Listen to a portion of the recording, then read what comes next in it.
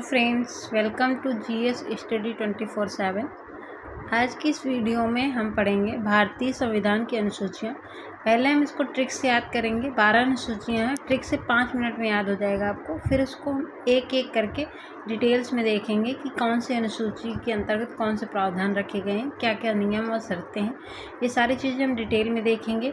आप किसी भी एग्ज़ाम की तैयारी कर रहे हों, ये सारे एग्ज़ाम्स के लिए इक्वली बेनिफिशियल है, तो वीडियो को एंड तक ज़रूर देखिएगा। फिर एंड में बताइएगा कि आपको वीडियो कैसी लगी, हेल्पफुल लगी, कुछ नया सीखने को मिला या नहीं। तो चलिए आज का वीडियो शुरू करते हैं। आपके सामने क्वेश्चन कुछ मैंने दिए हैं PYQ, जो क्वेश्चन पूछे जाते हैं मोस्टली एग्ज़ाम्स में। एग्जाम्पल के लिए, मूल संविधान में कितनी अनुसूचियाँ होती हैं, वर्तमान में कितनी अनुसूचियाँ हैं, दल बदल कानून किस अनुसूची में रखा गया है, पंचायत किस अनुसूची में है, नगर पालिका किस अनुसूची में। ये सारे क्वेश्चन बनते हैं एग्ज़ाम में। तो हम एक एक करके सारी चीज़ें देखेंगे।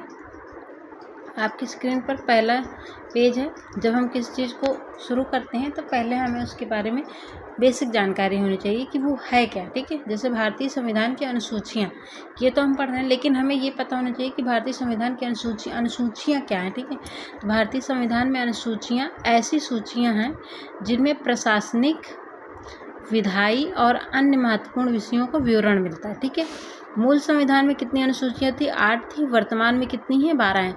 मूल संविधान में क्वेश्चन पूछेगा कि मूल संविधान में अनुसूचियों की संख्या कितनी थी, तो 8 थी। लेकिन अगर ये पूछे कि वर्तमान में अनुसूचियाँ कितनी हैं, तो 12 हैं।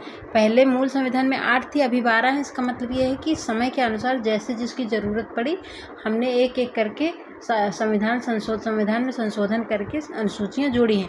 अगर किसी ने संविधान संशोधन की वीडियो नहीं देखी है, तो मैंने इसके पहले संविधान संशोधन की वीडियो अपलोड की है, चैनल पर अपलोड है, आप जाकर देख सकते हैं। मैंने इसमें डिटेल में बताया कि कौन से संविधान संशोधन के तहत कौन सी अनुसूची ऐड की गई संविधान में। ठीक है, अब हम आ जाते हैं ट्रिक की तरफ। हमारी ट्रिक क्या है, ट्रिक देख लेते हैं। ट्रिक ये मैंने खुद से बनाई है। ठीक है, और मुझे लगता है कि अगर आप ये ट्रिक याद कर लेते हैं तो आपको कभी भी अनुसूची याद करने की ज़रूरत नहीं पड़ेगी। मैं ऐसे रिलेट करके याद करूँगी। मैंने खुद भी यही याद किया और आपको भी वही बता रहे हैं। ट्रिक है SSOR, SC जनसभा से बदला पंचनगर। ठीक है, क्या याद करना है? SSOR, SC जनसभा से बदला पंचनगर। आप इसको, मैं कहती हूँ, 2-3 बार अपने माइंड में या आप चलते फिरते रिमाइंड करेंगे ना, तो ऑटोमेटिकली आपको याद हो जाएगी ये। और ये याद हो गई तो आपको कुछ भी पढ़ने की ज़रूरत नहीं पड़ेगी, आपको अनुसूचियाँ पूरी याद हो जाएंगी। SSOR, SC जनसभा से बदला पंचनगर। अब हम देख लेते हैं एक एक करके। जैसे यहाँ पे दिया है पहला एस किसको डिनोट करता है? एस फॉर क्या कर सकते हैं हम? स्टेट। ठीक है, एस फॉर क्या कर सकते हैं हम? स्टेट। ठीक है, तो हम ये कह सकते हैं कि राज्य एवं केंद्र के क्षेत्रों का बंटवारा। ठीक है, मतलब राज्य एवं केंद्र के क्षेत्रों की बात की गई। ठीक है, फिर क्या है दूसरा? ऐसे सैलरी भी होती है, तो सैलरी मतलब वेतन, तो दूसरे में क्या? वेतन की बात की गई। ओथ मतलब शपथ की बात की गई है। फिर आर से हम यहाँ पे क्या लेंगे? राज्य लेंगे, तो राज्यसभा में सीटों का बंटवारा। ठीक है, चतुर्थ अनुसूची में। फिफ्थ अनुसूची SC है, तो SC में क्या है? SC मतलब सबको पता है, SC ST आते हैं। अनुसूचित जाति एवं अनुसूचित जनजाति का प्रशासन दिया गया है। फिर जन है, तो जन का मतलब जनजाति यहाँ पे क्या है? ये जनजातियों की बात की गई है पूर्वोत्तर क्षेत्र के। ठीक है, जो पूर्वोत्तर क्षेत्र के जनजाति हैं, पूर्वोत्तर एरिया की जो जनजातियां हैं, उनके प्रशासन की बात की गई। पूर्वोत्तर एरिया जैसे मेघालय, त्रिपुरा, ये सारी चीज़ें हैं, 4 राज्य हैं। अभी हम इसको डिटेल में पढ़ेंगे। उनमें जो रहने वाली जनजातियाँ, उनके प्रशासन की बात की, क्योंकि सबको पता है कि भारत में सबसे ज़्यादा जनजातियाँ जो हैं वो पूर्वोत्तर क्षेत्र में ही पाई जाती हैं। फिर शाह आया। शाह से सूची हो गई। सूची में अभी हम पढ़ेंगे डिटेल में। इसमें 3 प्रकार की सूची दी गई है। इससे बहुत फेमस क्वेश्चन बनता है, समवर्ती सूची कहाँ पे रखी गई? तो 7वें अनुसूची में। ठीक है, 7वें नंबर का है। फिर भा मतलब भाषा है।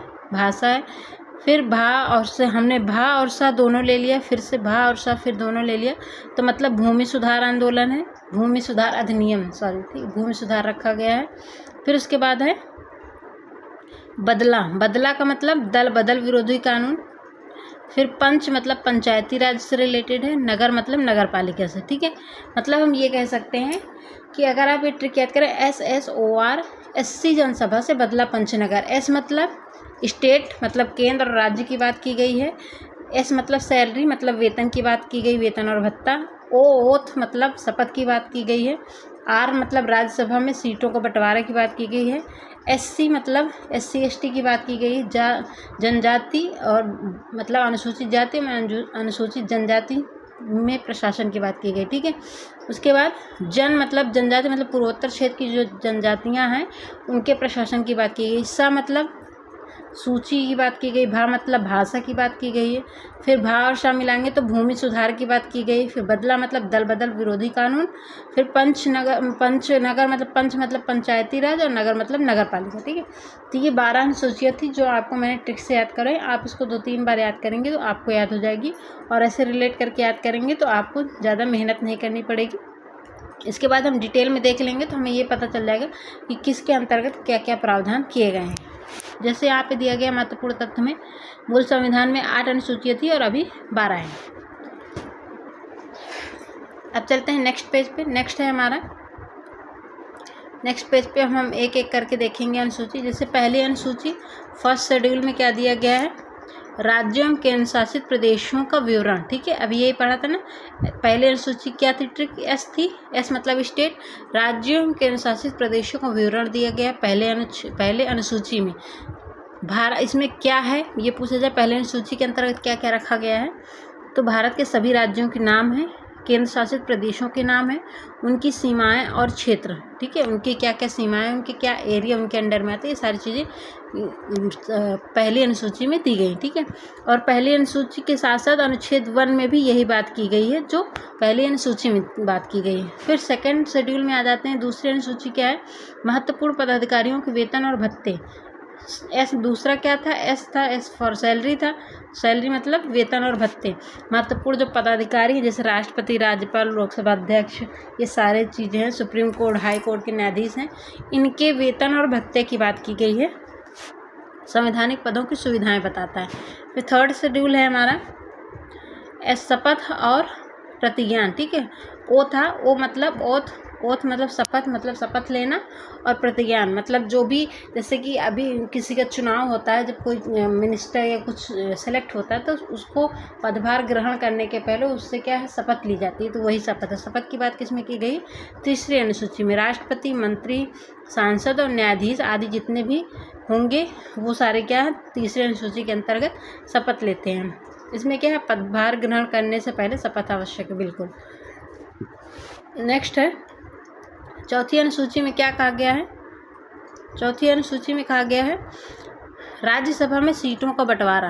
राज्यसभा में सीटों का बंटवारा, इसमें क्या है, किस राज्य को राज्यसभा में कितनी, हाँ बिल्कुल, मतलब अलग अलग राज्यों में उनकी जनसंख्या के हिसाब से राज्यसभा सीटों को बंटवारा होता है कि किस राज्य में कितनी राज्यसभा सीटें दी जाएंगी, ठीक है। तो वहाँ ये किस पर डिपेंड करता है, जनसंख्या के आधार पर। जितनी ज़्यादा जनसंख्या होती है उतनी ही ज़्यादा राज्यसभा सीटें प्रोवाइड की जाती हैं।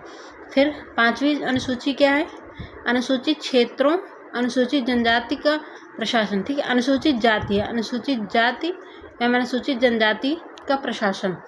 इसमें लागू क्षेत्र कौन कौन से हैं, आदिवासी क्षेत्र, जो भी आदिवासी क्षेत्र है, ये सभी जगह जो जनजाति हैं, जनजाति हैं, उन पर क्या है, प्रशासन की बात की गई। इसमें क्या है इंपॉर्टेंट फैक्ट, ये जो शासन प्रशासन की बात की गई, ये किसको दिया गया, राज्यपाल को विशेष शक्तियों के द्वारा प्रदान किया जाता है। जैसे शांति एवं सुशासन बनाए रखना, जनजाति हितों की रक्षा करना, कानून बनाने में विशेष भूमिका निभाना। फिर छठवीं अनुसूची है पूर्वोत्तर राज्यों के जनजाति क्षेत्रों का प्रशासन। पूर्वोत्तर राज्यों के, ठीक। पूर्वोत्तर राज्य कौन कौन से हैं, असम है, मेघालय, त्रिपुरा और मिजोरम।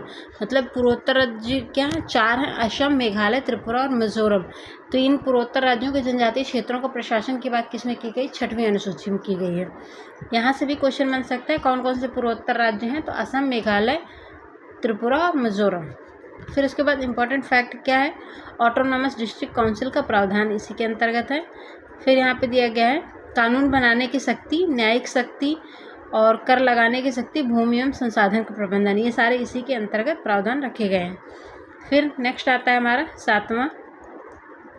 7वीं अनुसूची में दिया गया है 7वीं अनुसूची सबसे महत्वपूर्ण अनुसूची, इससे भी मैंने बताया था क्वेश्चन हमेशा बनता है।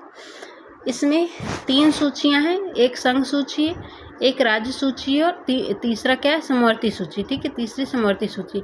संघ सूची क्या होती है, ऐसे विषय जिन पर केंद्र सरकार केवल कानून बनाती, केंद्र सरकार कानून बना सकती है, वो क्या होते हैं, संघ सूची के अंतर्गत आते हैं। जैसे रक्षा है, विदेश नीति है, ये सारी चीज़ें केंद्र सरकार डिसाइड करती है।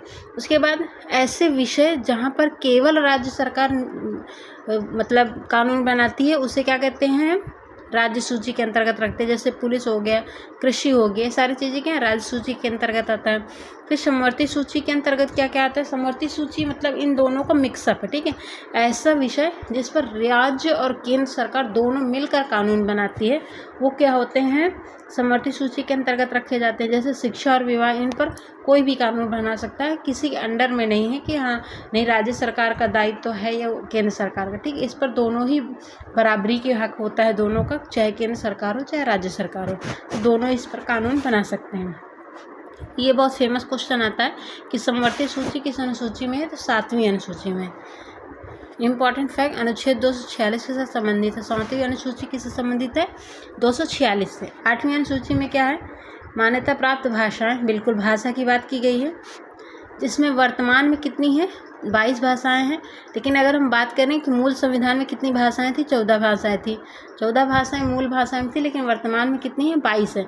22 में कौन कौन सी, ये सारी लिखी हैं, हिंदी, बांग्ला, उड़िया, तेलुगु, मराठी, गुजराती, कन्नड़, मलयालम, संस्कृत, पंजाबी, कश्मीरी, डोगरी, मणिपुरी, सिंधी, बोडो, उर्दू, असमिया, तमिल, संथाली, मैथिली और कोंकणी। ये 22 भाषाएं हैं कुल। ठीक है, उसके बाद है 9वीं अनुसूची। 9वीं अनुसूची किससे संबंधित है, भूमि सुधार कानून। ठीक है, और इम्पॉर्टेंट फैक्ट क्या है, न्यायिक समीक्षा से बचाने हेतु जोड़ी गई थी ये ना। अभी हमें पता था ये इतनी 8वीं तक तो मूल संविधान में थी, लेकिन 9वीं क्या है, जोड़ी गई है बाद में, क्योंकि 8 ही थे मूल संविधान में और अभी कितनी है, 12 है, तो 4 जोड़ी गई। तो 9वीं अनुसूची कब जोड़ी गई, प्रथम संविधान संशोधन 1951 द्वारा 9वीं अनुसूची संविधान में जोड़ी गई। ठीक है, उसके बाद है 10वीं अनुसूची। 10वीं अनुसूची क्या है, दल बदल विरोधी कानून।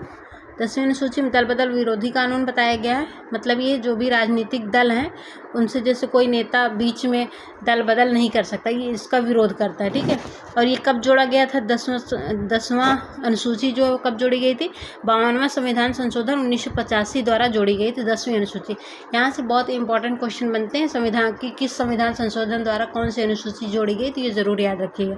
11वीं अनुसूची, इसमें क्या पंचायती राज से संबंधित है। पंचायती 73वें संविधान संशोधन द्वारा ये जोड़ा गया था, 73वें संविधान संशोधन 1993 द्वारा। ठीक है, 73वें संविधान संशोधन 1993 द्वारा पंचायती राज अनुसूची 11वीं अनुसूची में जोड़ा गया था। ठीक है, इसमें पंचायतों में कितने विषय हैं, ये भी क्वेश्चन बनता है कि पंचायती राज में पंचायतों को कितने विषय दिए गए हैं, 29 विषय इसमें शामिल हैं। फिर आता है लास्ट हमारा 12वीं अनुसूची। 12वीं अनुसूची किससे संबंधित है, नगर पालिका से संबंधित है। ये कब जोड़ी गई संविधान में, 74वें संविधान संशोधन 1994 द्वारा। ठीक है, 1993-94, हाँ ठीक, 74वें संविधान संशोधन 1994 द्वारा जोड़ी गई, नहीं 93 ही है, सॉरी 93, दोनों एक ही सन में जोड़ी गई थी, संविधान अलग अलग था। ठीक है, 1993 द्वारा जोड़ी गई। ये 73वें संविधान संशोधन 1993 और 74वें संविधान संशोधन 1993 द्वारा ये जोड़ी गई। 12वीं अनुसूची जोड़ी गई थी। नगर पालिकाओं में कितने विषय शामिल हैं, 18 विषय। ठीक है, तो आज की वीडियो यहीं पे समाप्त होती है। ये हमने पढ़ा, सारी अनुसूचियों को हमने एक एक करके पढ़ा और हमने ट्रिक से भी याद की। ट्रिक बहुत अच्छी है, मैं गारंटी के साथ कह सकती हूँ, अगर आप इसको 3 से 4 बार रिवीजन करेंगे तो ये आपको फिर कभी नहीं भूलेगी, आपको लाइफ टाइम के लिए याद हो जाएगी, जैसे मुझे याद है। तो अगर आपको ये वीडियो पसंद आई है, देखने में अच्छी लगी, आपके लिए हेल्पफुल है, तो प्लीज़ चैनल को लाइक कीजिए, शेयर कीजिए और सब्सक्राइब करके बेल आइकन प्रेस कर लीजिए, जिससे आपकी एक भी वीडियो मिस ना हो। मैं ऐसे ही वीडियो लाती रहूँगी, जिससे आपके लिए जीएस का कोई भी क्वेश्चन बाहर ना हो। जीएस के टॉपिक सारे एक एक करके मैं करवा दूँगी। मिलते हैं फिर नेक्स्ट वीडियो में, तब तक के लिए बाय बाय।